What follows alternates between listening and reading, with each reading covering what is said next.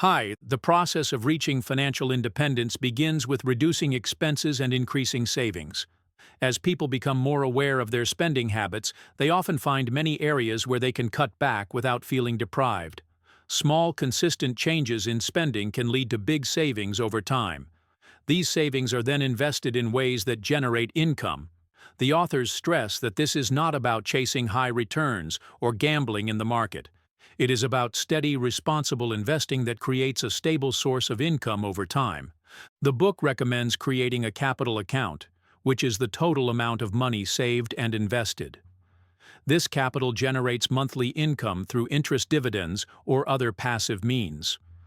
The goal is for this income to eventually cover basic living expenses. At that point, a person is considered financially independent. They no longer need to work for money and can choose how to spend their time based on their values and interests. One of the powerful outcomes of following this program is the shift in identity. People stop defining themselves by their jobs, titles, or income. Instead, they begin to see themselves as whole human beings with the ability to choose how to live. This sense of personal agency grows as financial dependence decreases. The result is often a stronger sense of self-worth and a clearer understanding of what really matters in life. The authors also explore the emotional side of money. They recognize that many people carry shame, fear, or guilt about their finances. These emotions can make it hard to face reality or make changes. By bringing money into the open and treating it as a neutral tool, the book helps people let go of those negative feelings. It encourages honesty and self-compassion throughout the process. People are reminded that past mistakes are not failures but lessons that can lead to growth. One exercise involves looking back at total lifetime earnings and comparing that to current net worth. This often creates a wake-up moment when people realize how much money has passed through their hands and how little remains. It is not meant to create guilt, but to bring awareness. From that awareness, people can start making better choices going forward. This reflection also shows the power of aligning spending with true values, so money is not wasted on things that do not bring joy or meaning. The book emphasizes the idea that frugality is not about deprivation, but about efficiency and freedom. It is about getting the most value for the least life energy. This leads to creative problem-solving and a sense of pride in living well on less. People often discover that they enjoy finding ways to save money and that these choices bring unexpected rewards. This could be in the form of stronger relationships, better health, or more time for passions.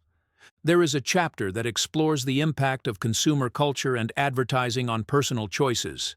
The authors show how people are constantly bombarded with messages that tell them to buy more, to be happy. These messages create artificial desires and keep people trapped in the cycle of working, spending, and working more. By becoming aware of this influence, people can begin to step out of the cycle.